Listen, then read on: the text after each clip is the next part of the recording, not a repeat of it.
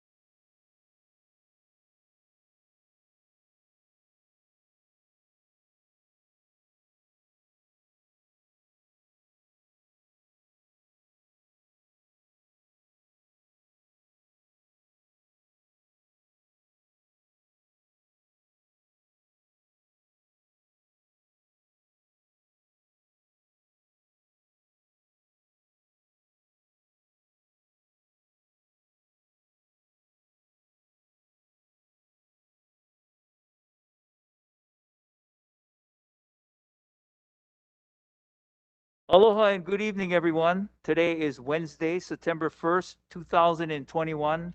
I now call the Reapportionment Commission meeting to order. Mr. Quadilla, please proceed with roll call. Upperoffs, Douglas, Hussey Burdick, Lau, Mao, Quevedo Jr., I will note that he is joining us via interactive conference technology.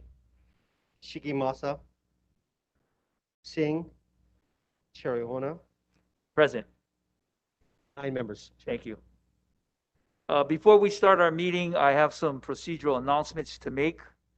Pursuant to Governor David Ige's emergency proclamation related to the COVID-19 response issued on August 5th, 2021, relating to the COVID-19 pandemic, in order to allow public participation in a manner consistent with safe practices and social distancing requirements, this meeting will be conducted as a remote meeting by interactive conference technology with the following procedures in effect for the meeting.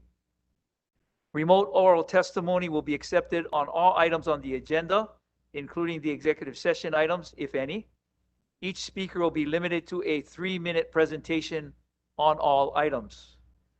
The following are just some reminders and tips. As an attendee of the meeting, you are initially set with view-only privileges. Staff will bring you into the meeting at a time you are called to testify. Video conference from a quiet location if possible. If you are also watching the proceeding on Alelo, please mute your television at the time you are called to testify. When the timer goes off, please conclude your remarks as promptly as you can. For those that may be joining us by telephone only, I do not have your name, so I will identify you by the prefix of your phone number. Once all the remote testifiers have testified, I will close remote testimony. Written testimony, including the testifier's address, email address, and phone number, will be available as public documents on the city's website. As a courtesy, please turn off your cell phones for the duration of the meeting. Mahalo. Okay, at this time, I will now proceed to agenda item number 3, remote oral testimony. Testifiers, please be ready on standby to testify. Knowing that technical issues can arise, I will give each testifier a few moments to try to resolve minor connection issues, if any. However, if those issues cannot be resolved, I'm sorry, but I will have to move on to the next person. When I call your name or phone prefix, please state your name for the record and the agenda item or items you are testifying on. Okay, so I believe we have one person who is testifying on this side. Oh, right here. Okay. The first person is Glenn Takahashi. Is that correct? No? Okay. Second person that I have on the list is Jacob Aki. Okay. Mr. Aki? Aloha, Chair. Can you folks hear me? Yes, we can hear you clear. Thank you very much. Thank you, Aloha. Chair. Aloha, Chair and members of the Commission. Mahalo for the opportunity to testify.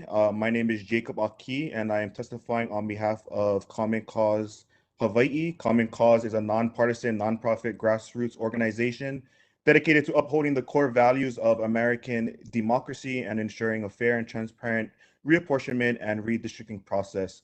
Our testimony was submitted to the Commission, but we would like to highlight 3 specific items from our testimony.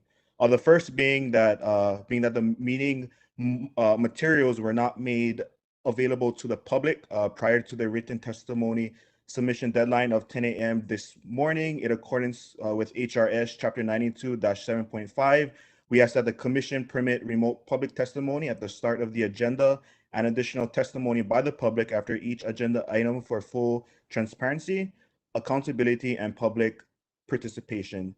Secondly, we ask the Commission to table agenda item 6.3 until it is properly noticed.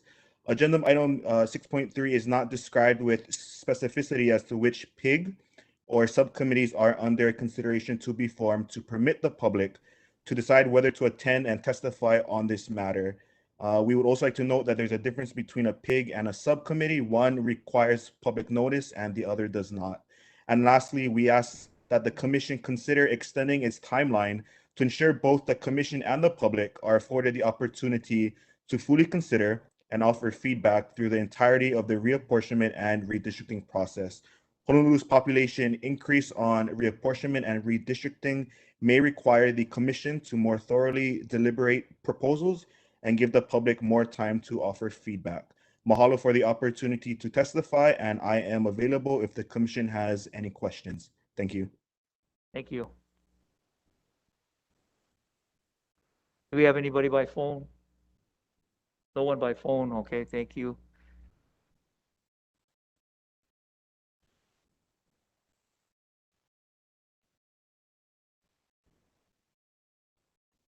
There are no remote testifiers. I'm going to close the remote oral testimony for all measures. We'll move on now to agenda item number 4, the approval of minutes. I hope everybody has had an opportunity to review the minutes. Vice Chair, you have to, again, identify yourself, please, and then, is your mic on, by the way? Chair, can you hear me? Okay, a little louder. Chair, Commissioner Shigimasa, I motion to approve the minutes as written. Okay, I second. you got to state, Oh. Chair Iona, Commissioner Douglas, I second the motion. okay? All in favor, say aye. Aye. All opposed, say no.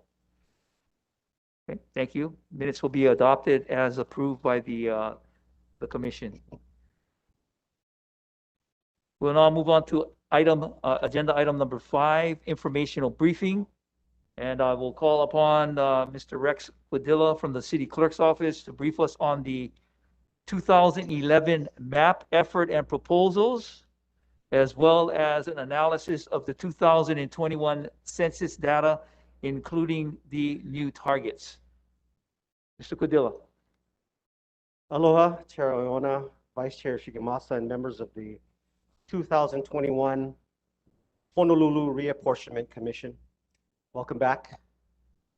The election support staff thanks you all for your patience in allowing us the time to receive the much belated census data, which we finally did receive in mid-August. In today's presentation, we will go over the 2011 redistricting process to shed some light on how the previous commission completed its goal to develop and adopt the plan. We'll conclude with the top of the mountain review of the 2020 census data, and with that, a new population figure and a proposed district target. Next slide. Before we dive into that, just a real short refresher on the principal foundations of redistricting. First of all, we had, again, one person, one vote, which expresses the principle that individuals should have equal representation in voting. Compact districts that are geographically compact are ideal, like a circle or a square would be considered geographically compact. In practice, districts will be irregular in shape, but the more bizarre the district shape, the less likely it is to withstand scrutiny. Contiguous districts. Districts must be geographically contiguous. The entire district must be connected in some way. In other words, would not be permissible to have a portion of a district that was isolated and not connected geographically to the rest of the district. And again, we have another concept from our earlier meetings, which is the 10% deviation range. While district populations must be as close to equal as practicable, there will be deviations from ideal. Plans with an overall deviation of 10% or less are presumptively constitutional.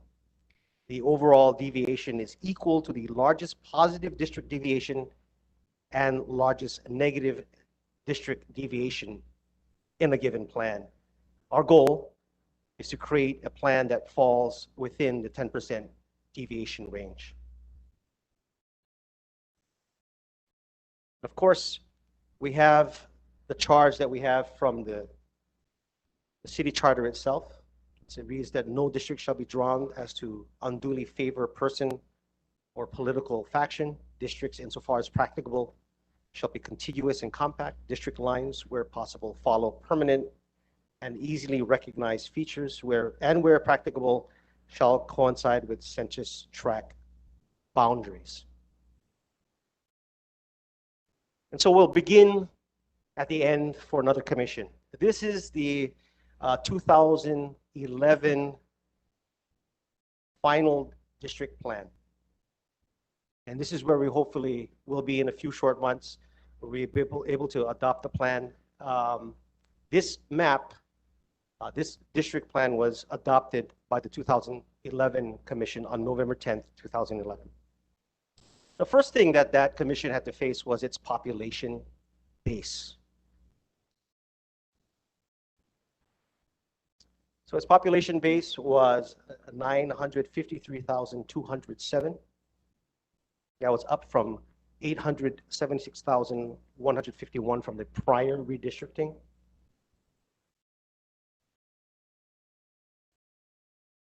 And one of its first decisions it had to make was with regards to population adjustments to PL 94-171. So it had to decide whether it would adjust its population by excluding military personnel, their dependents, and non-resident students. Now, it should be noted that this discussion becomes important because we know that the state effort excludes those groups.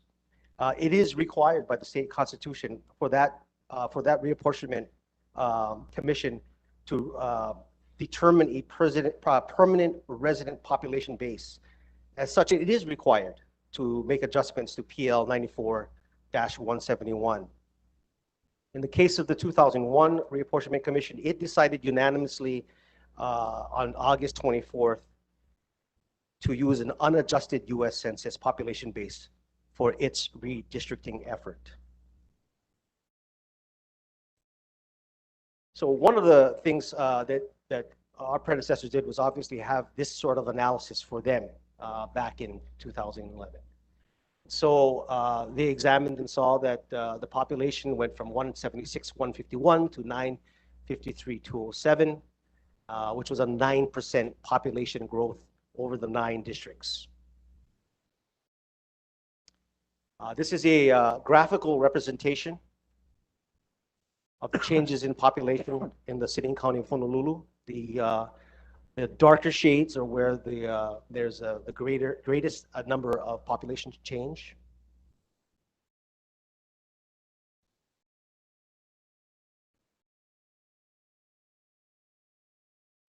Now we have the 2010 population deviation with the 2001 council district boundaries. And so this is where we see if we were to use the 2001 lines with the new census data, we find that we would have a deviation of 32.4%. We also would find that we have a difference in target from previously 97,351 to 105,912. So obviously at 32.4%, it was definitely time to redistrict.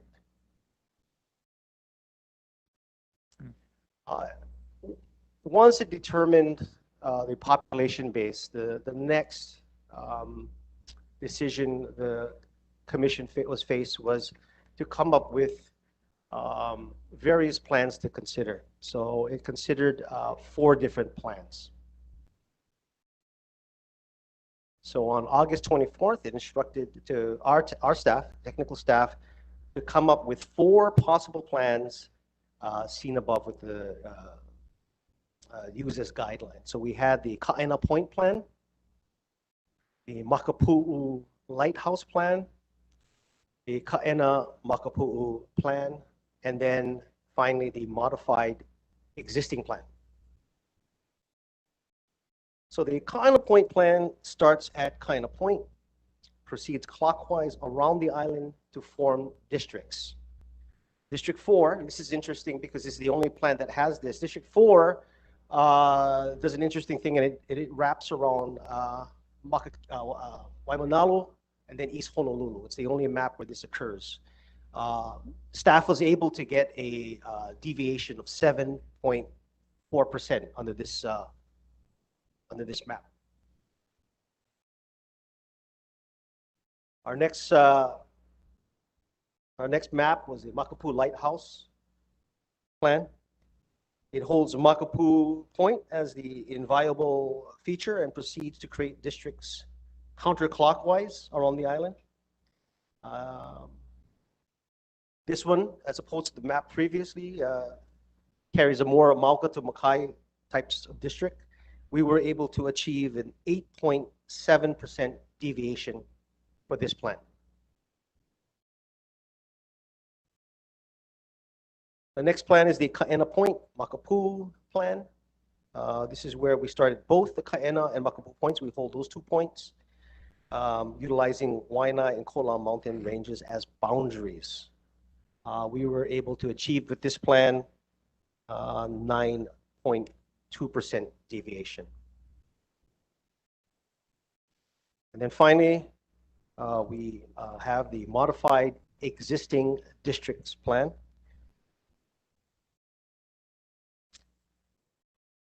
This plan keeps districts situated generally where they are currently established, making adjustments to each district to attain the plan's population target. This achieved a 4.3% deviation. On September 13th of 2011, the commission voted that this particular plan will be the plan to be presented at public hearings. Public hearings were held on October 3 at Castle High School, October 4 at Kapolei High School, October 11th at Honolulu Hale. And finally, on November 10th, the commission adopted the modified existing district plan as the final plan. I should just note that why is it important to have a starting point and a direction? The map making process involves creating districts by assigning census blocks. In essence, building these large districts block by block until the population target is achieved.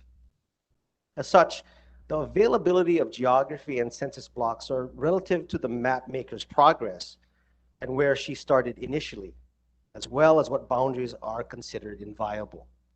It's akin to laying tiles on the floor. The orientation and coverage is influenced by where the first tiles are laid. And so that's why you have, by having different starting points and starting in different directions, you create different shaped districts.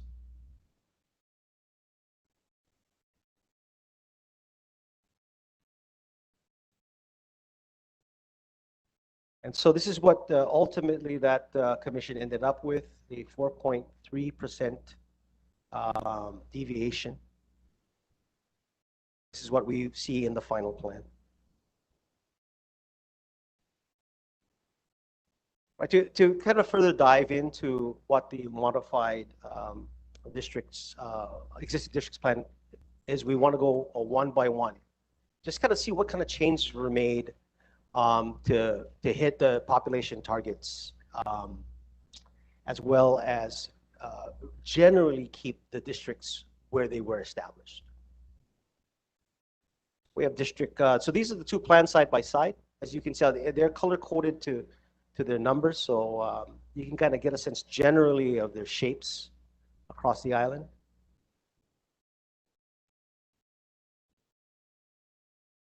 Okay, we'll start with District 1.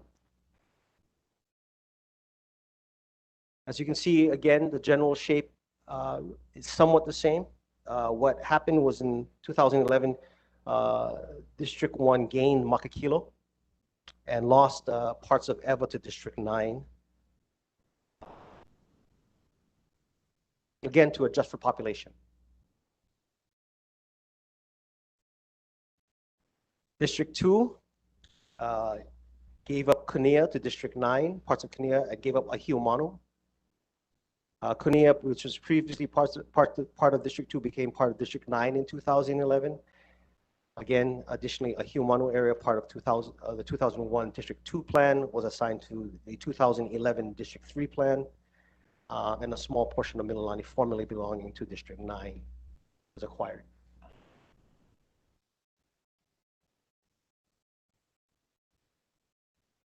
So we have District 3. And this is probably a case of spot the difference, but I just want to know that, again, as we mentioned, it gained part of the Ahiomanu community from District 2, again, to achieve the new target population.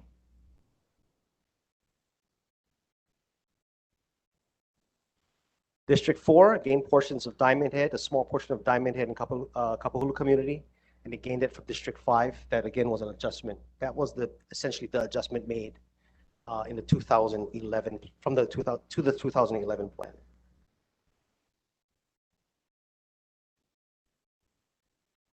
District 5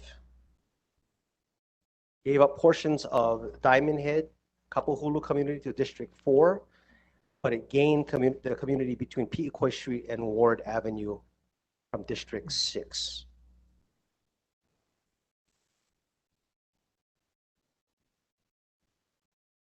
District 7 gained portions of Kukini, Liliha, Kapalama from District 6, lost portions of Kalihi Valley to District 6, but otherwise went through minimal changes in 2011.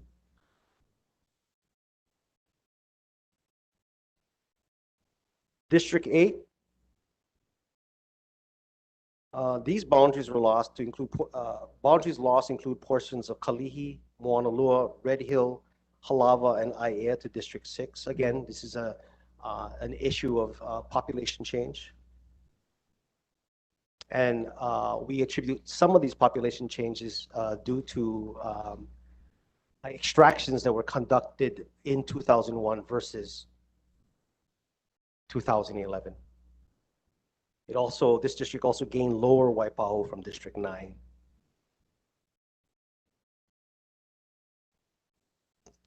Finally, District 9 itself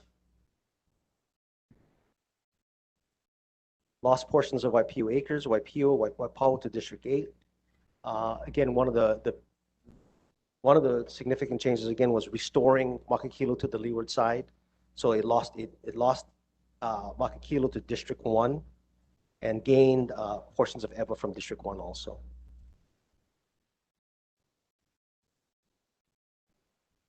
Which brings us to the 2021 reapportionment effort.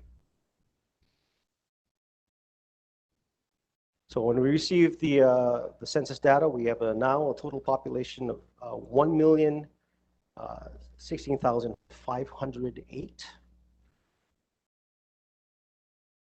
Next slide. So a 6.6 growth. So we compare this with the 2010 census population of 953,207. Again, we have 1,016,508 with a net difference of 63,301.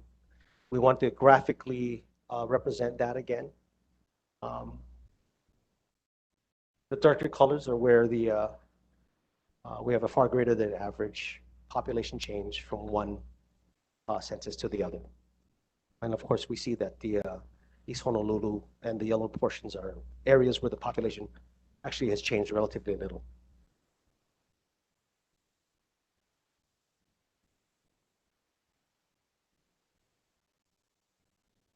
We have a new target. The new target now is 112,945, barring any extraction. But it's also important to note that if we were to continue to use the 2011 lines, we would be currently living with a 19.21 deviation from the 2021 target.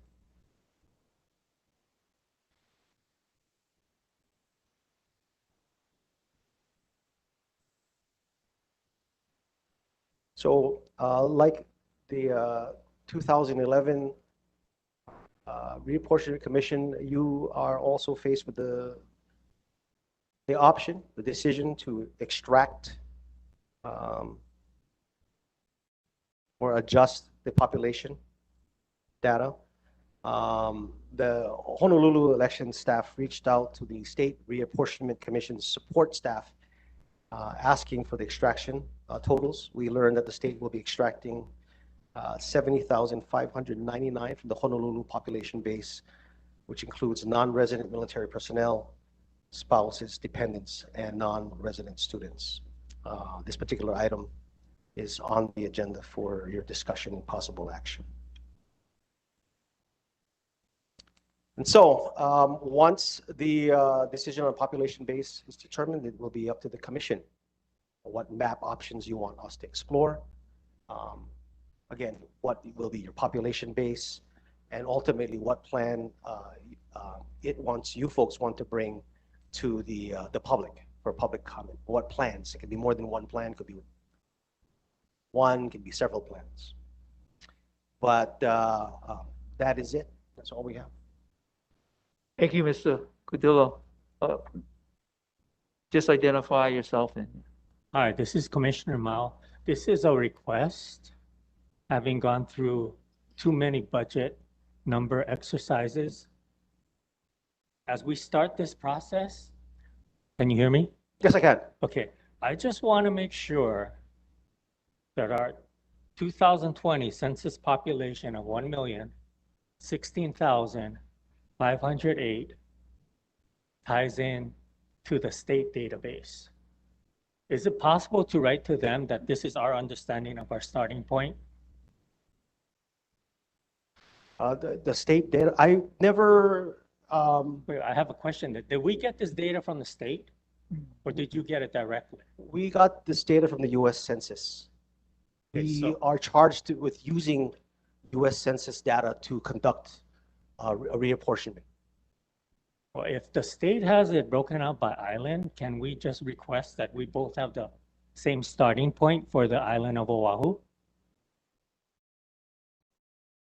I believe that is determined by the commission, where you want to start or what presumptions you want to, No, how you want to I'm talking develop about a the map. all-in number. I just want to make sure that when the state of Hawaii and the city and county reapportionment comes to fruition, that we had the same starting point for Oahu all in as the state of Hawaii has for just Oahu.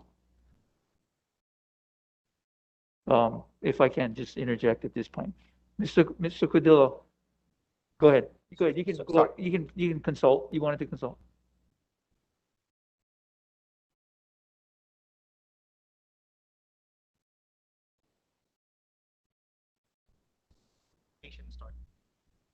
I'm sorry, Chair, go ahead. No, I was just gonna, my interjection was my understanding is that this number of 1,016,508 Correct. is a number derived from the U.S. Census Yes, data. that's correct. That is the same database that the state is using, correct me if I'm wrong. That is correct. So, Mr. Mao, I think it's the same data. We're not changing.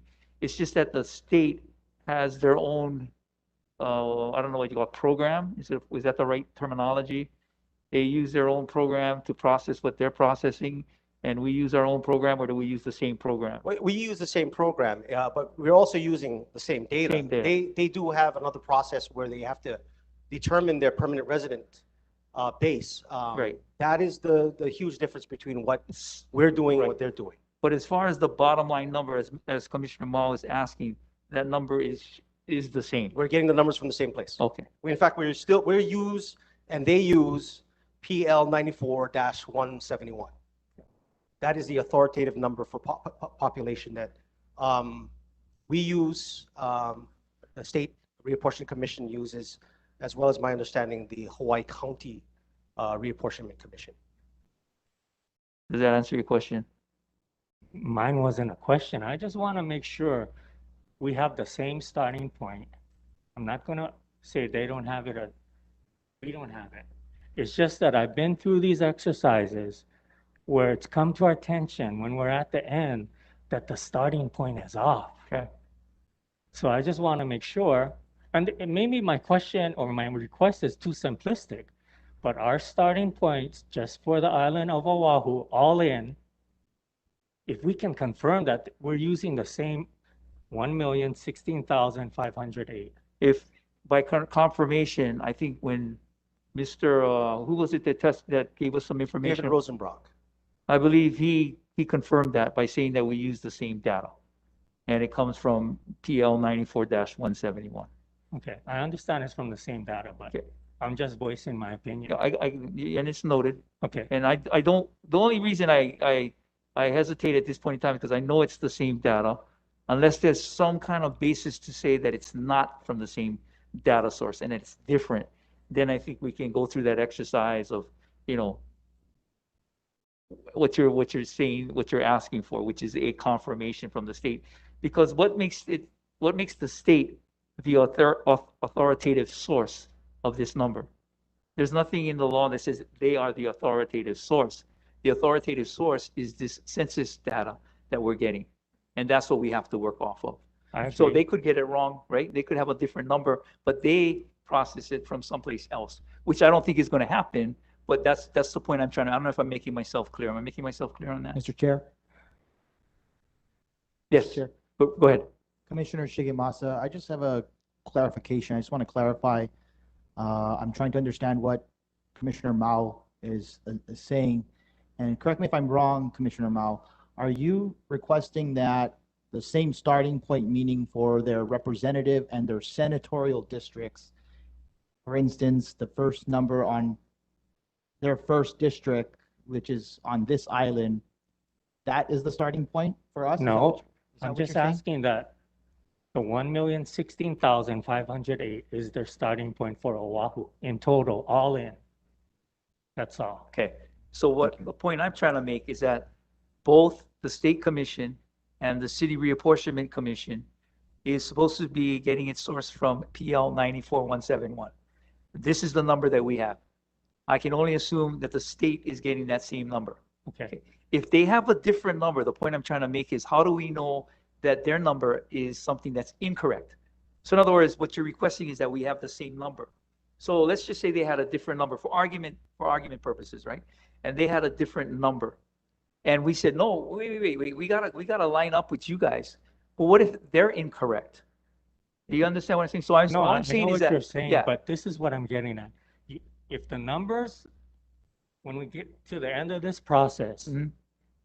are not in sync and it comes out in the public, you don't want to be reconciling 1 week or 2 months from now. We should just start from the same number. It's just 1,016,508. I understand it's the same database, but that doesn't mean we both have the same starting point. let me ask you, Mr. Quidilla, how difficult would it be to find out from the state that if this is their number also? It's a confirmable number. We're using the same data. We drew the data from the same database. Okay, so We can literally look it up on the website right now. Okay. The total. Okay. let's do that and confirm it. Thank you. Commissioner Lau. Commissioner Mao, correct me if I'm wrong. My thinking is what you're asking for is for Mr. Quidilla just to send a short note to his contemporary at the state and saying this is to confirm that you are obtaining the same numbers from PL 94194. 94171. Right. And that number is X. Is that right? Yes. Well, he's going to confirm it right now. Commissioner We're looking at- Chair, We're Commissioner Shigemasa, I Okay. guess, I know when they had our last presentation, the state decided to not include military in their reapportionment plan. Now, if they decide again to not include it, well, our number will definitely not match. it will not match. So I just want to make sure With 100% how we certitude, it will not match. decide, that will determine if the numbers will match or not. Is that Correct. But he wants the starting point. So Commissioner Mao is just saying, I just want the I'm starting asking point. for all in, Not with the starting exemptions. number, Yeah. no Yeah, not with the adjustments, exemptions. both sides. David's presentation. Okay. Well, we can, we're working on it right now. I can tell you when the state or Esri, our software developer, or what we use, we all grabbed it from the U.S. Census Bureau. So we went to the same store to get the same product and the same number. We can go through the exercise and confirm that the Oahu numbers are identical between the state and the city and county of Honolulu. But Okay, we'll do that. again, it'll take a little bit of time. No as problem. We go through their documents. Okay, we'll come back to that when you get to that point, okay? All right. Okay. Any other questions by any of the commissioners in regards to the presentation that Mr. Quidilla just made to us regarding the redistricting? Go ahead. Chair, Commissioner Lau. Mr. Quidilla, I had a question. When you say that you start from a given physical point, like Kaena Point or Makapu Point, and run your test, either clockwise, counterclockwise, or whatever. So am I correct in understanding that when you start your count, your population count to reach that target goal, when you start from Kaena Point going counterclockwise, how do you stop it? Just when you hit a certain number? When you hit the population target. Okay, and then You begin the next district and you. Got it, okay. Mr. Chair, Commissioner Shigemasa, questions in regards to the 2011 Makapu'u Lighthouse Plan and the Kaena Makapu'u Plan. It looks like both of these plans, the characteristics that they share are that the districts more so likely in the Makapu'u Plan they go from Mauka to Makai. Uh, Can I don't know if you recall what the conversation was at that time. Was there any conversation in regards to that plan as far as why the districts were Mauka to Makai and how you came up with that data during the process? Yeah, I have to confess, Commissioner, there's very little written with regards to the benefits or liabilities of each plan, or ultimately why it was rejected after just one presentation before the commission. What we do have is essentially what was presented and its current shapes. I should say though, even though there are similarities, the devils are in the details as you get closer into where these lines actually are formed. But yeah, you're right. The Kaena Makapu plan is quite reminiscent, and also a lot of these plans have a little stronger Mauka to Makai orientation.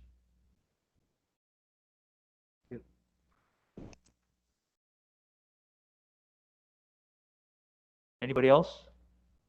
Okay. Thank you, Mr. Codilla. We will now move on to agenda item number 6. Excuse me, Chair, just Yes. one. We have just confirmed that our numbers match the state's numbers for the city and county of Honolulu, or the island of Oahu. Okay, is that sufficient, Mr. Mao? Thank you. He's on record as saying that. Yes, Commissioner Okay. Mao. Thank you. Okay, so we'll move on to agenda item number 6, new business. And if you look at the agenda, we have three items for discussion and action. Number 1 is the population base to be used. For discussion and action, guidelines, criteria for drafting proposed redistricting plans. And number 3, for discussion and action, establishment of permitted interaction group and or subcommittees. So let's start with the, we'll go in order. Number 1, for discussion and action, the population base to be used. I open the floor for any discussion, any questions in regards to the population base to be used.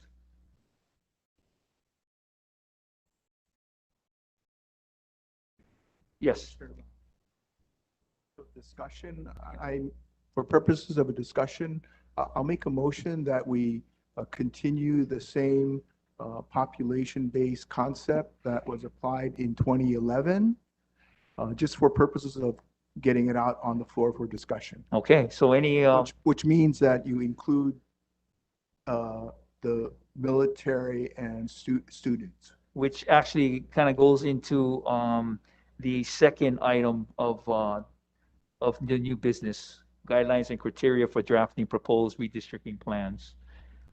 Okay, I make that motion. okay, Chair anybody? Leona, Commissioner Douglas, I second the motion. Okay, so second, any discussion on that? Chair, Yes, Commissioner Shigemasa, I think I mentioned this in a previous meeting, that I think it's prudent that we include these individuals in the population count. And the reason for that is a census is a point in time count. right, So they're getting counted here. They're not getting counted back where they live or they vote, where they might where they establish might their establish residency. their residency. They're getting counted here. And Mhm. I would just feel that this body, if we disincluded them, that we're getting into murky waters. And so I would say that I would suggest or recommend the adoption from other commissioners to support this. Okay, any, Mr. Douglas? Chair Leona, Commissioner Douglas, I echo Vice Chair Shigemasa's what he shared. I also I'm a Hawaii Air National Guard member, and we have an initiative, and it's more than a concept. It's an initiative called Total Force Integration for the Guard with the active duty. And I see the same thing as far as with the active duty when they are here in the community, here in the city and county of Honolulu. They are taxpayers. They reside, they rent, they own property. Sometimes some members I think of even in the Navy, it's not unheard of where they have their whole careers here in Hawaii.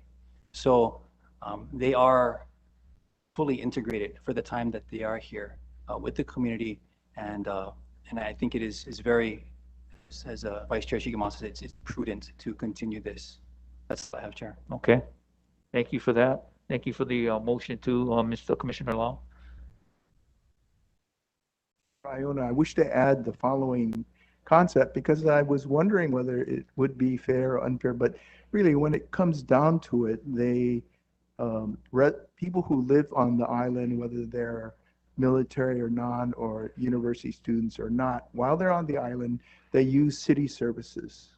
You know, could be the bus, could be the park, um, you know, where they live could be serviced by city sewer and city water. So, you know, they represent users of city services. And so when we think about one person, one vote, um, really the representative of that area, you know, is going to be more fully, I think, representing one person, one vote when you include everybody that's using city services. Because then it goes into the overall pot of city budget analysis, et cetera. And you know, so at least they're being taken into account for that purpose. I think that's why I would support that.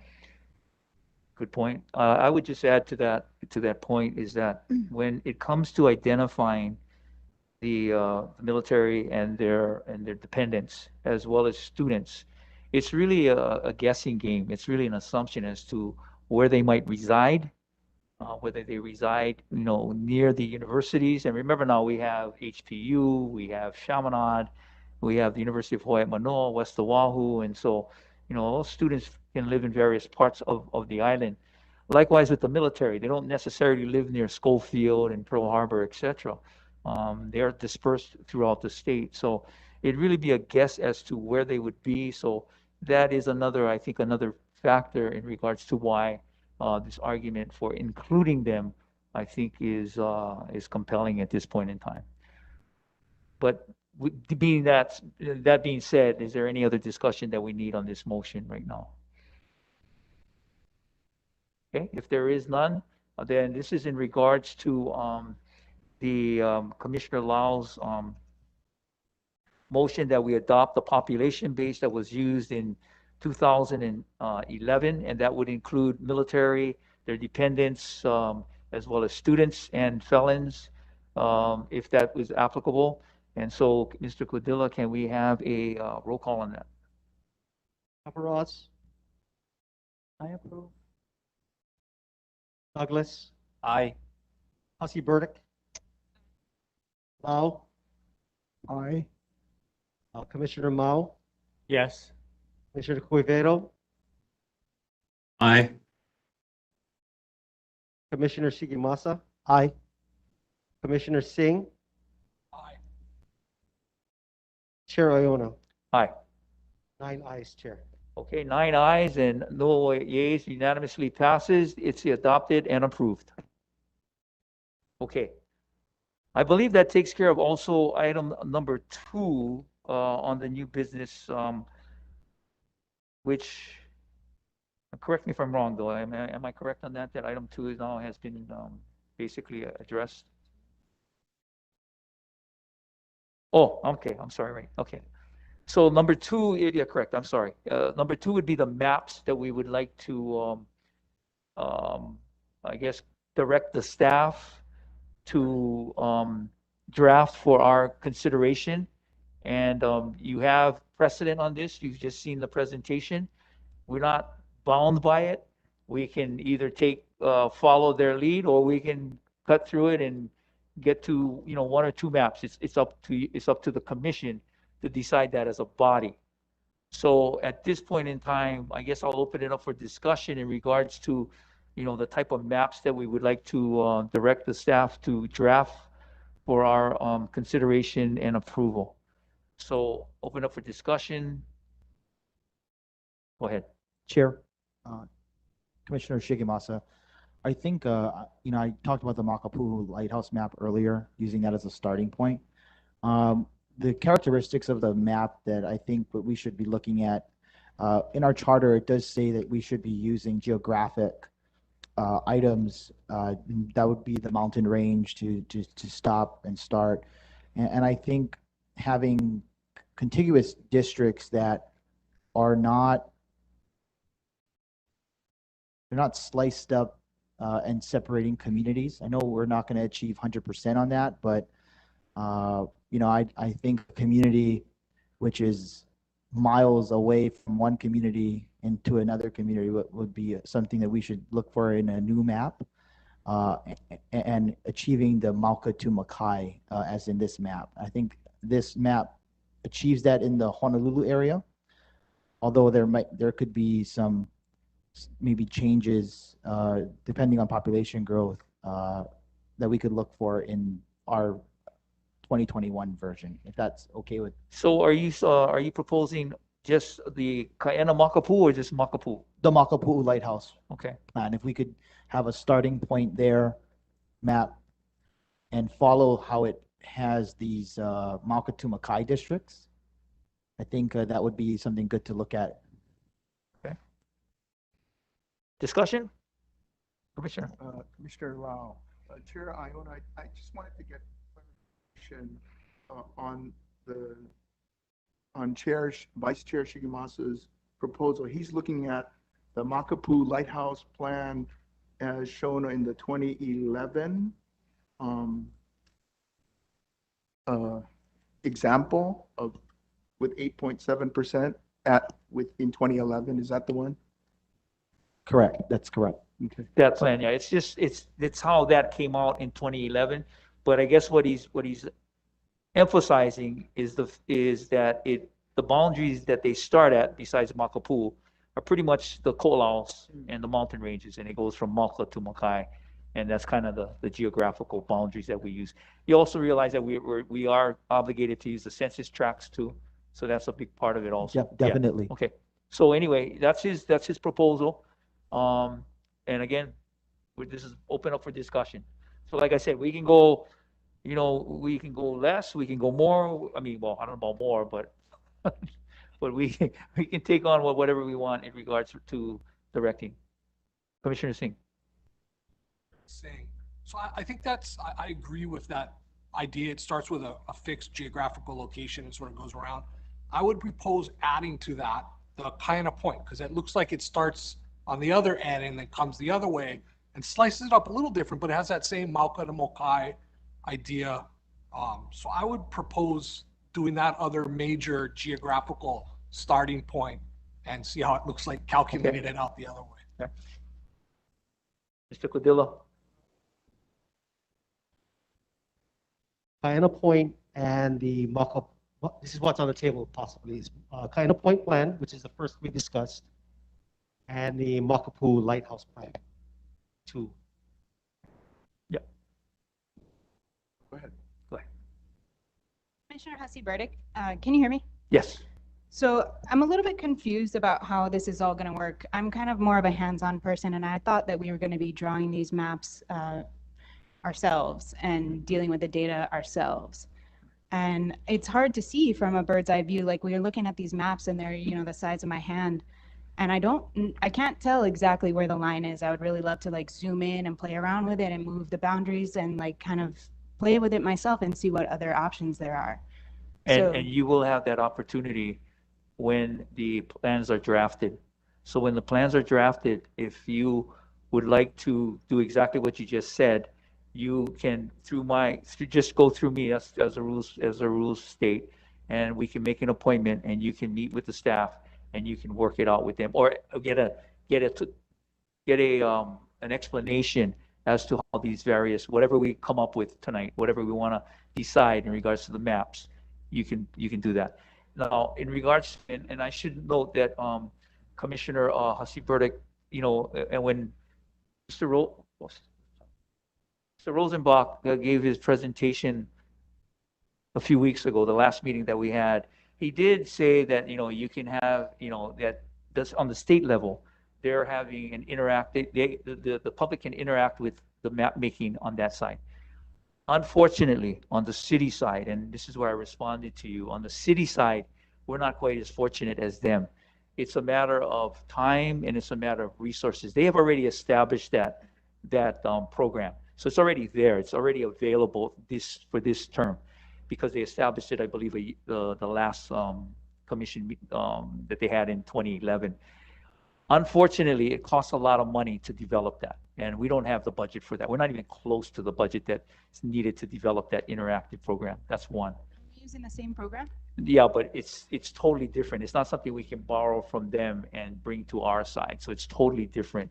And we would have to do that on our own. And it's just, I don't need to get into numbers, but just believe me, it's cost prohibitive. Secondly, the time involved to develop that interactive program is not feasible. It'll take us way past the time we're allotted. Now, with that being said, though, there are some resources that the public can use, as well as the commissioners if they want to draft their own maps. And I'm going to ask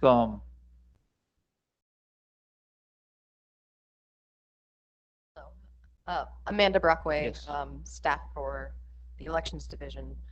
There are a number of free and some of them open source web applications that can be found online. The one that I would recommend and the staff would recommend is called Dave's Redistricting.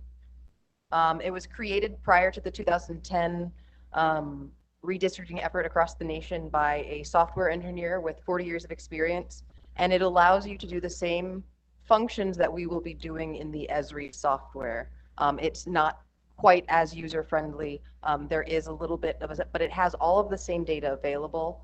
And they've made a big effort to make it inclusive. There are other softwares available or web applications. One of them is Districtor and another is District Builder. Unfortunately, those only allow state-level redistricting or creation of communities of interest. So it wouldn't allow you to use county level as your base area and then work your way down. Dave's Redistricting allows you to start at the county, use your total population, and then assign blocks to districts. It provides those same measures of compactness and contiguity, and also provides additional data related to elections in there that come from alternate sources. That's really cool. Is that Dave's, D-A-V-E-S? Yes, D-A-V-E''S, Dave's Redistricting. It's sometimes known as DRA. So Amanda, is that the first site that you noted tonight? Is that what you just said? Yes. Can you do that one more time, please, for the public so they can get a? Yeah, absolutely. So that's Dave's Redistricting application, sometimes known as DRA 2020 for the 2020 census. Dave's Redistricting, D-A-V as in Victor, E-S, Redistricting, R-E-D-I-S-T-R-I-C-T-I-N-G. Thank you. Okay, so for the public's purpose, that's what they could use. And for the commission's purposes, if you want to get more hands-on into the mapping and what the staff is doing, all you got to do is make the ask, and then we can set something up, and then you can come in and you can do what you need to do. Is that okay? Thank you. Okay. Anybody else? Yeah, Chair, Iona is, I'm sorry. Oh, I'm sorry. This is Commissioner Quiv. Okay, go ahead. I just wanted to, I guess, propose that I'm not sure if I heard right. The calculation starts from the Makapu'u district. I don't have the map in front of me. I was just thinking that or proposing that we start from the Kaena. Start from Kaena and wrap clockwise around, because the most impacted districts was District 1 and 9. Correct. So And, I guess actually, Commissioner Quevedo, they do that. So right now on the table for the proposed maps are the Makapu'u plan and the Kaena plan. And the Kaena plan, as you know, is the one that goes from Kaena and it goes clockwise, and the Makapu'u goes the other way. So what you're requesting is already on the table. Okay, got it. Okay. Chair, Yes. Chair Iona, may I ask a question of Mr. Quidilla? Sure can. Okay, so he mentioned that that the deviation, if we were to keep the current boundaries, was 19.21%. Is that right? That's correct. Did I hear that? But the total deviation or increase in population, was it that great for the island, for the county, seat and county of Honolulu? It was like 6%, right? Or if I can, that was the difference in the population increase. So the increase from 2011, 2010 to 2020, 21 was a difference of 6.9, 6 points. I got it, it's in here somewhere, 6 point odd percent. The deviation though is the difference in, if you look at, so if you go through the slide, so, okay, slide, this is on page 15. So you see the difference in the percentage of growth was 6.6%. But if you look at the deviation in the population, the targeted population of 112, and what the population is right now, and you add it up, that's where you get the deviation of 19%. Yeah, so that's why it's 19%. So yeah, don't get confused by that.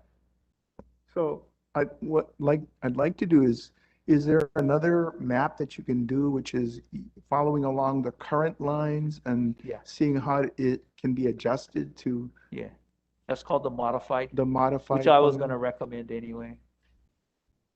Just so that we have options and we Yeah. can see the ramifications of going either way.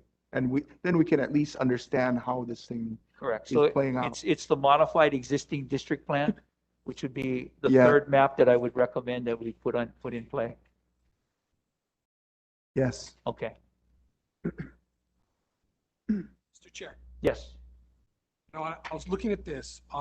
If we're picking two geographic points that are basically on opposite sides. Right. And we're running clockwise on run, and we choose the other, and the other one goes counterclockwise. It seemed like it might be smart if we're going to take that approach to run it both ways. So that's 4 options. And I don't want to create more work, but it would make sense if we're going to do it that way. So what you're doing is you're just adopting what they did in 2011. So in 2011, that's the Kayana Makapu, if I'm not mistaken. Yeah. That's the Kayana Makapu plan, what Right, you just yeah, stated. I think so. Yeah. So what you're saying is just do what they did in 2011. That's your proposal. It seems to Okay. make sense if we're going to pick those 2 locations, Okay. then to do it that way, right? Let me just ask this question. What if we just did the Kayana Makapu? Do we get the same result? Do we get Makapu and Kayana in there also? It's hard to tell, Chair. Okay. It really is. Okay, You have to get into the process. okay. So Building the any more method. discussion? Chair? Yeah. Commissioner Shigimasa, my only ask would be in the making of the plans, if we can try to keep as best communities within communities together. So for instance, the Waipahu community within the Waipahu community, the Kalihi community within Kalihi, Manoa within that, And- so Yeah. as best as possible with the census tracts. I know we have to follow census tracts. Yes, Commissioner. There's always an effort to try and keep these communities together and compact. But one of the huge challenges we have is just the mammoth size of a council district. It quite literally is the largest legislative seat next to a U.S. congressional seat that we have. It's roughly, I don't know, twice the size of a state house, state senate seat, 4 times state house seat. And as a result, attaining the population targets means a lot of geography and population. But again, there's always an effort to do that, but there's always compromises. And that's something that you could probably take a deeper dive in if you sat with staff to run those various scenarios to see how, as you assign blocks to a district, how there are collateral effects that fall down the line as you make these Yeah, adjustments.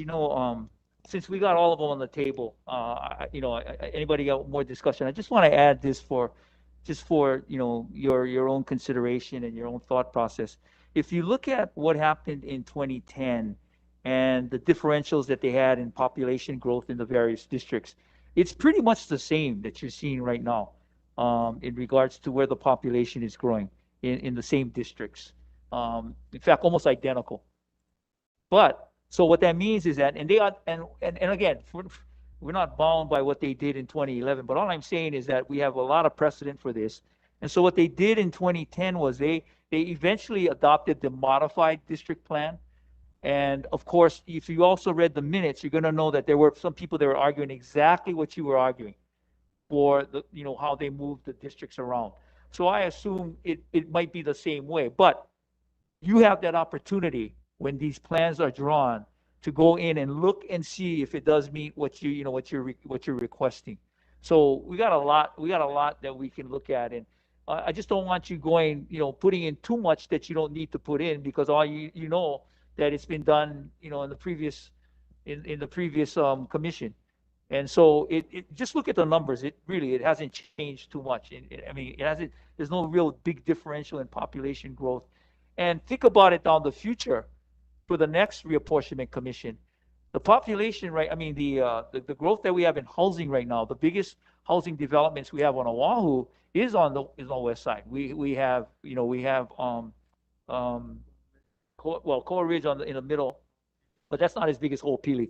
Ho'opili is probably the biggest one. And Kapolei is still growing. It's still it hasn't phased out yet, right? Correct me if I'm wrong. I think it's the Hawaiian homelands. Yes. They still have land to be developed there. So, that's going to probably be the same trend, 10 years down the line also. I know I'm getting ahead of all I'm trying to say is that I think you guys are right on point in regards to what you guys are proposing right now. So unless there's any more discussion in regards to maps, I'm sorry. Yeah, Chair Iona. Yes, sir. And please Uh, identify Chair- yourself for the record, Yeah. Commissioner. Chair Covito, this is I'm Chair Covito, Commissioner Covito. No problem. I just wanted to point out, I agree with Chair, with you, Chair, about and Commissioner Shigemasa about keeping the cities and districts. The cities, try not to break up the cities. And then and the reason being is the way I see it, if we start from the west side of the Kaina Point district, since the most growth was just mainly in like the Ocean Point area, I think there will be a lot less modification of all districts that stands right now. So just wanted to point that out, the emphasis about hopefully starting the modification from the west side of Kaina Point. Okay, sounds good. If there's no more discussion, go ahead. Do you have another two questions, actually? So first, so if we do the same thing that we did in 2011, where we all decide amongst ourselves what map we want to put forward to the community to submit testimony on, what if they all testify and they want something totally different? Like, how much can we change it after we put it out for public hearing?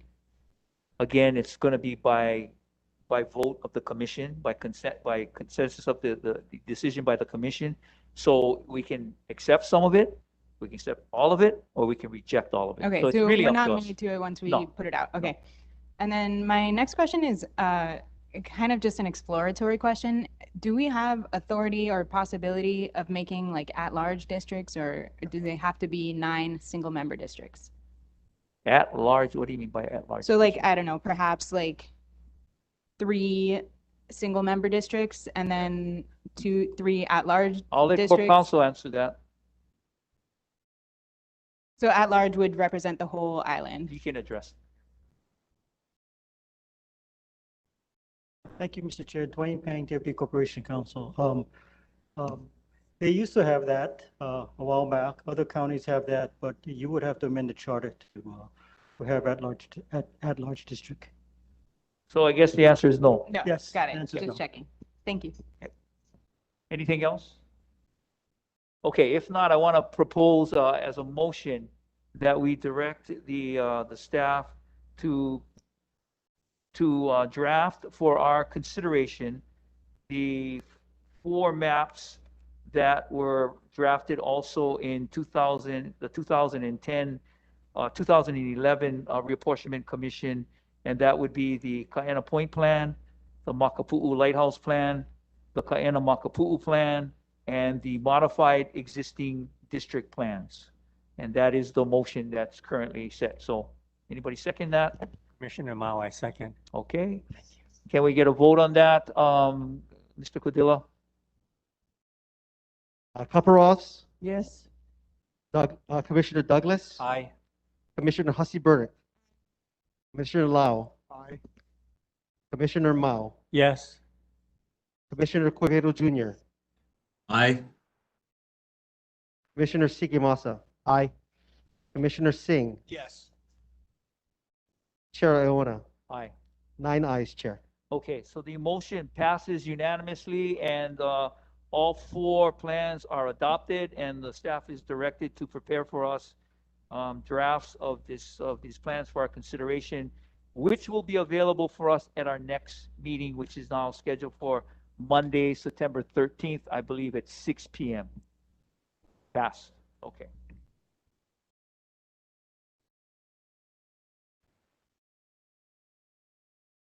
Moving on to our next agenda item, which is agenda item number 7.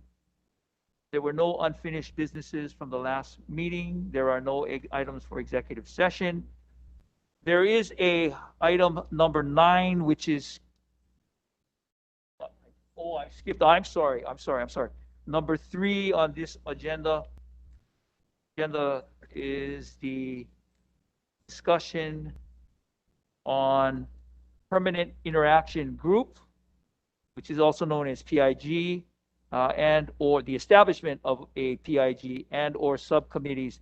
Before we begin any discussion on that, Mr. Fan, can you please address, educate us a little on either a legal definition or just a definition on PIGs? A permitted interaction group is 2 or more commission members, but less than a quorum, meeting together outside of the Sunshine Law. So no agenda, no notice to the public, no public participation to investigate a particular matter. And when you designate a PIG, a permitted interaction group, you have to, first of all, identify the specific commission members and identify the specific reason for convening the permitted interaction group. But that is a specific process. So you can do that today. They can meet outside of the Sunshine Law. They have to create a report. They have to report back to the full commission. Commission has to sit on that report until the next following meeting and then adopt or reject that report. The difference between a committee is you can have, a committee is controlled by the Sunshine Law. So when the committee meets, you have to agendize it, have a agenda, and you have to give 6 days notice, and you have to allow public to participate. And that's the difference. The third alternative is what you were talking to about an individual commission speaking to Mr. Cadilla individually. That is totally permitted. So that's the alternative to the committee permitted interaction group, or one individual commission member speaking to a staff member, Mr. Cadilla. Thank you, appreciate it. Any questions on just that for Mr. Hang at this point?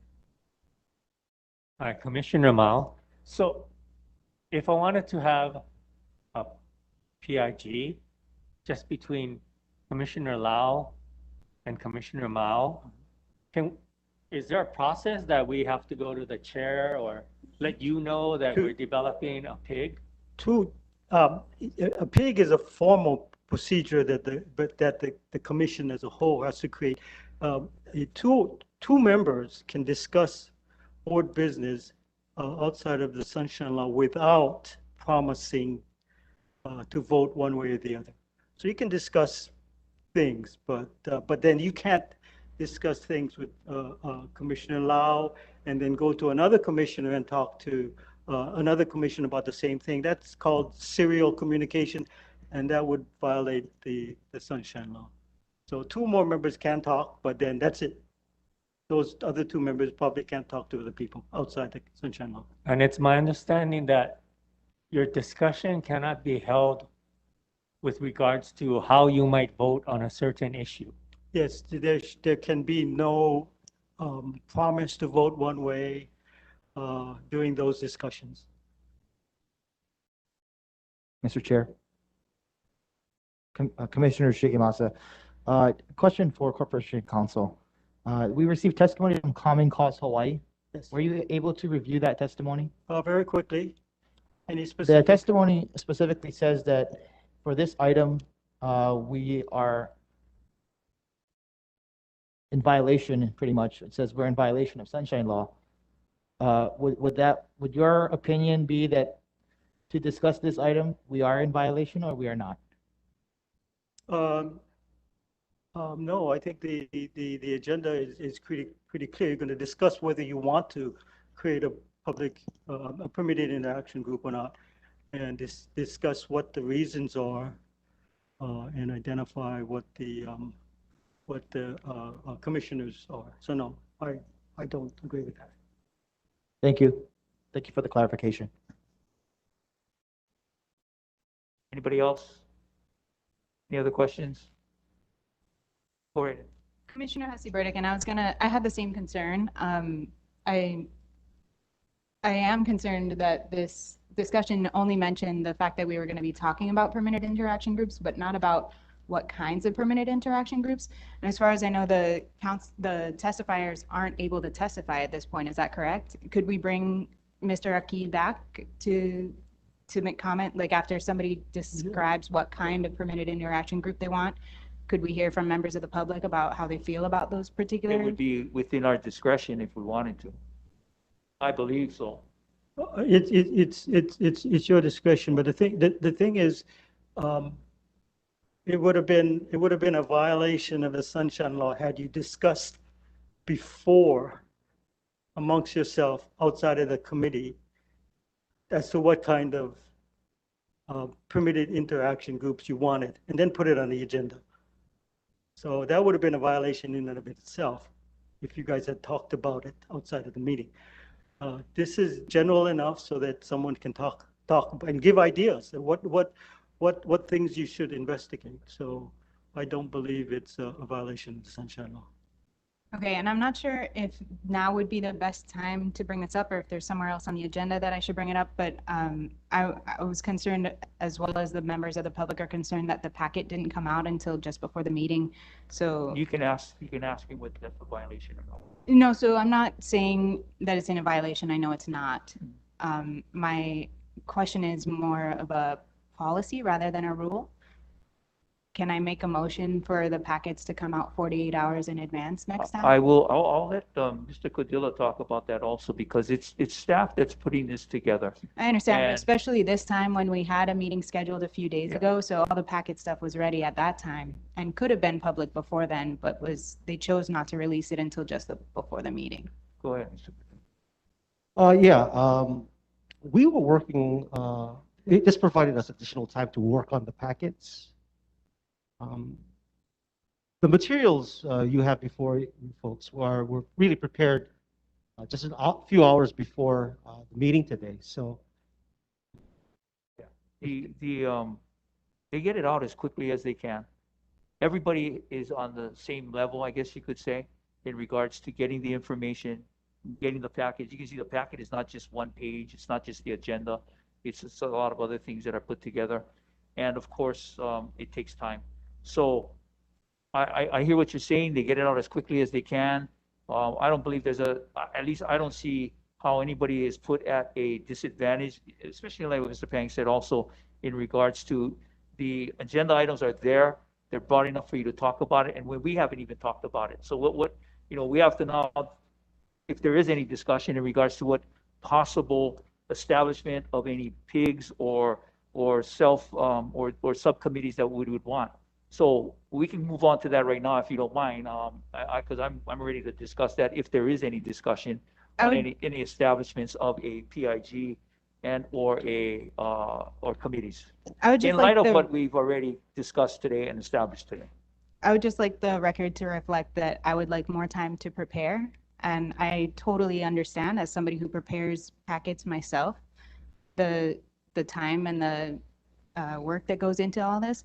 But given the scope and the importance of the work that we're doing and how it's going to be affecting all elections in the next 10 years, I would appreciate some more time to review these. I would have liked to have seen these maps before walking in here today. Okay, well, your objection is noted. Thank you. Your concerns are noted. Okay, so moving on to number 3, which is 5 I'm sorry, it's 6.3, and that is the establishment of permitted interaction group, which is also known as PIG, and/or any subcommittees. It's open for discussion at this point in time.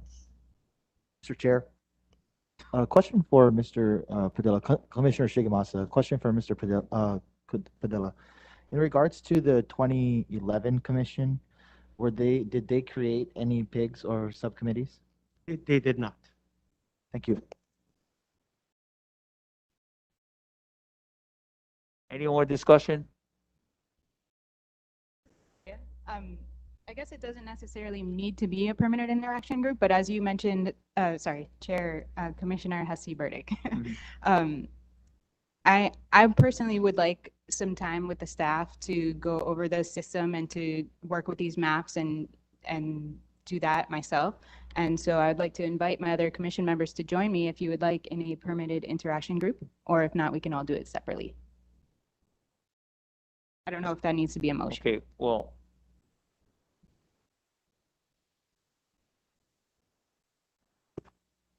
If you do it as a permitted interaction group, you have to identify the commission members. Nobody else can attend. No other member can attend. And you have to identify what you're looking for, what you're investigating. The Sunshine Laws does not prohibit a commission member individually now to speak to Mr. Cadilla or anybody of the staff. So that's the option. But once you create the permitted interaction group, you can invite other members, and other members can't be involved in that. Understood. So are there any other members that would like to join me in a permitted interaction group to go over the data and the maps? If not, no worries. This is Commissioner Mao. I don't know how much resources it's going to take, but I did want to see this model also. Would you suggest that we come in individually or create a PIG? What is easier for you folks? Like if all 9 of us wanted to come, you'd individually, that would tax your resources, I would think. Meetings. Here, yes. Commissioner Shigemasa, I think Corporation Counsel said that if we create a PIG, we have to figure out what we're investigating. Right. Like what are we gonna, what would be the purpose of the PIG, and what are we identifying as multiple members? I think that would be my concern. Yeah. That if we do create a PIG, what are we trying to identify? We've given the staff maps that we would like to see. Right. I think it might be a little premature at this point in time for an investigation into something we don't even know what's to come. It's my thoughts. So yeah, I think you hit it on the head in regards to why I would not be in favor of a PIG for the purpose you have stated. I think individually is fine. Staff is ready to address that when if individuals want to go, which you already expressed in a desire. So it's just a matter of them getting it done and then setting up an appointment. Any other discussion? Okay, there being no other discussions in regards to the establishment of permitted interaction groups and or subcommittees, we will take no action on that. We will move on to the next item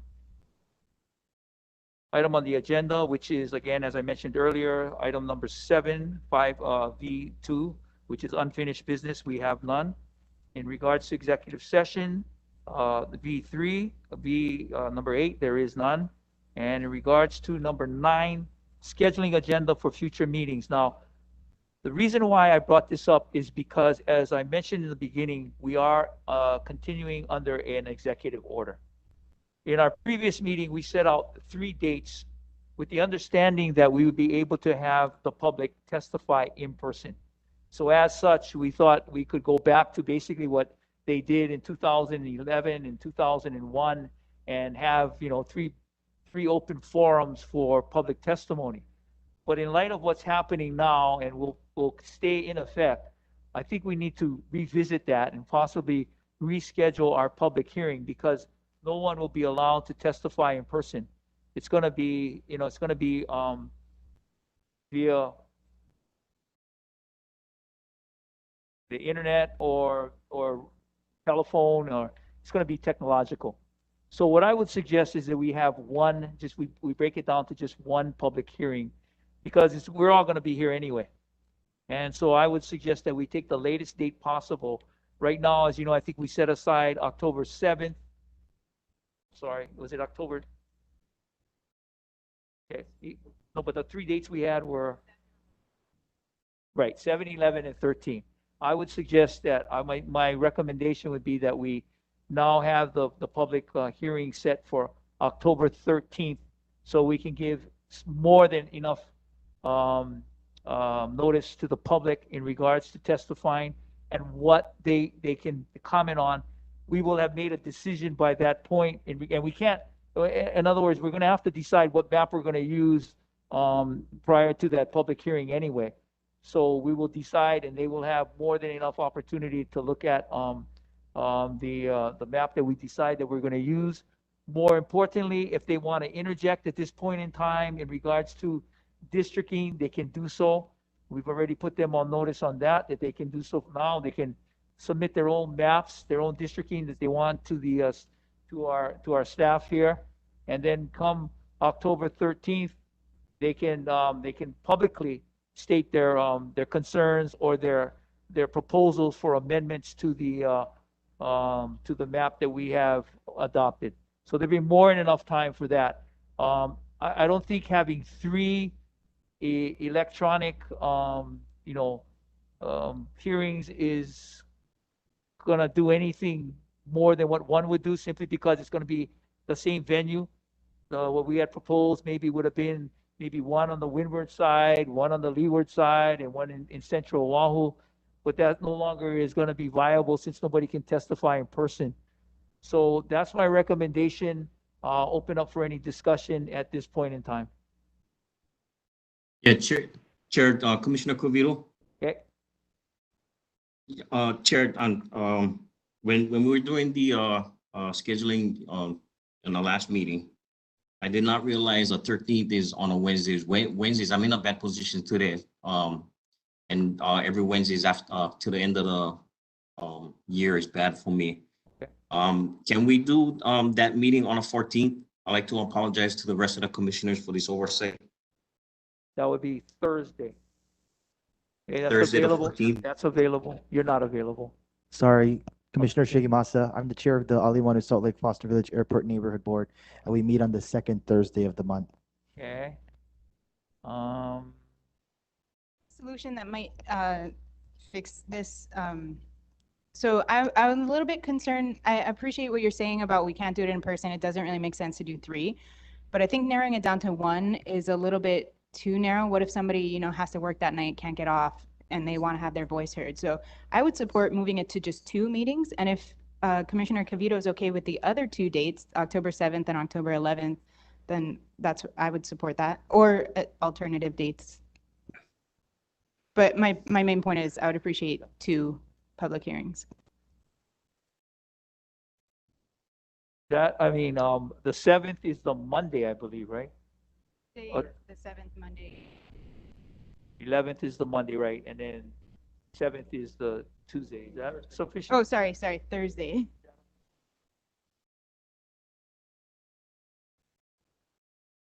Sorry, it's Thursday, October 7th, Monday, October 11th.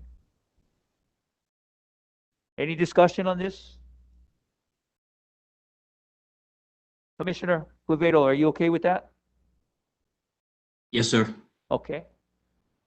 Okay, so there being no further discussion, I'll make a motion to reschedule our 2 public hearings to October 7th, which is a Thursday, and October 11th, which is a Monday, of course, 2021. The time remains the same, which I believe was 6 p.m. Is that correct? Oh, we didn't set a time. Okay, thank you, Commissioner. So, but we will, time will be determined, and I think that gives the staff enough time to give the proper notice, et cetera, that we need to give. Okay, we need to set the time because we got to give the public notice on this. So can we keep the same time at 6? Or do you guys want to move it up to 5? 6 is okay? Mr. Singh, I know you had a little problem coming in. I made it. We don't want to hold you in contempt.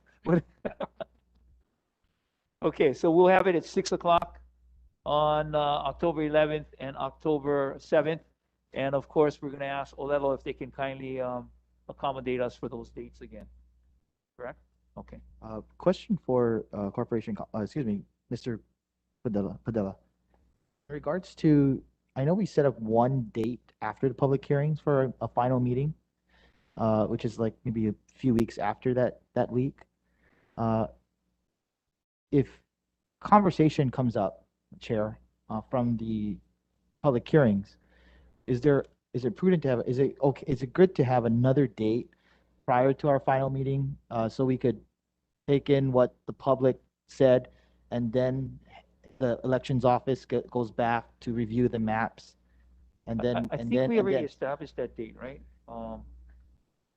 we only set up We only one. have one meeting after the public hearings. Right. So that's the question that Commissioner Shigemasa is raising, whether there should actually be two meetings. To take in their concerns as Yeah. a commission. And I think we addressed that at the last meeting, if I'm not mistaken. So we said that's possible. If it's such that we need to schedule another meeting, we can do it at that time. Okay. But let's wait till that time to see if we need to do that. Thank you, Chair. Because I think based on what's happened in the past, there wasn't a need to have that second meeting. And they took it up.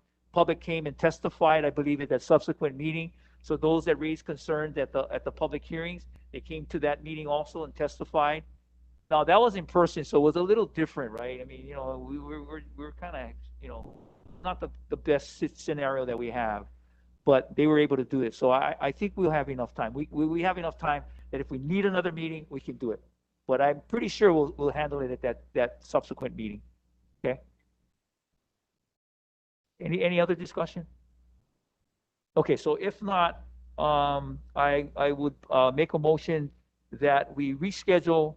Well, actually, the rescheduling of the public hearing dates and times are as such. We are going to have public hearings, and it'll be virtually on October 7th and October 11th at 6 p.m. here at Honolulu Hali. And we are now going to delete, or we're going to take off the schedule October 13th. So that's the motion. Do I hear a second? The motion? Okay, thank you. That's from Commissioner Co-Chair Shigemasa. Shigemasa. Okay, so can we take a vote, Mr. Cordillo? Commissioner Caparros, Yes. Commissioner Douglas, Aye. Commissioner Hussey Burdick, Commissioner Lau, Aye. Commissioner Mao, Yes. Commissioner Cuevero Jr., Aye. Commissioner Shigemasa, Aye. Commissioner Singh, Yes. Chair Iona. Aye. 9 ayes, Chair. Okay, the motion passes unanimously and is hereby adopted. Okay, now moving on to next meeting's agenda, which is September 13th. So we're going to have the staff draft the 4 maps that we have proposed at this meeting. So we'll have I guess we can say we're going to have a discussion on that, summary on that, and I don't know of any other agenda items that we would need other than just that. So the discussion will be on those maps. In the meantime, Commissioner Hussey Burdick, we know that you want a meeting with them. So why don't you give me some proposed dates? You can email me, and then I'll pass it on to staff and see what's the best time. Anybody else that wants to do it, you just email me. You guys want my email? Just give me your proposed dates and times, and we'll work it in. Okay. Okay. Is there any other questions? Anything else we need for the agenda for our next meeting, which again will be on September 13th, 6 p.m. That one's at 6 p.m. if I'm not mistaken, here at the Honolulu Hali, and it will be again. If people want to testify, they will have to do it virtually. If there's no further discussion or business, can I hear a motion? Your Honor, Commissioner Douglas, I move to adjourn. Any second? Commissioner Mao, I second. Okay, second. So moved. Any opposed? No? Adjourn. Thank you very much, commissioners. Good job.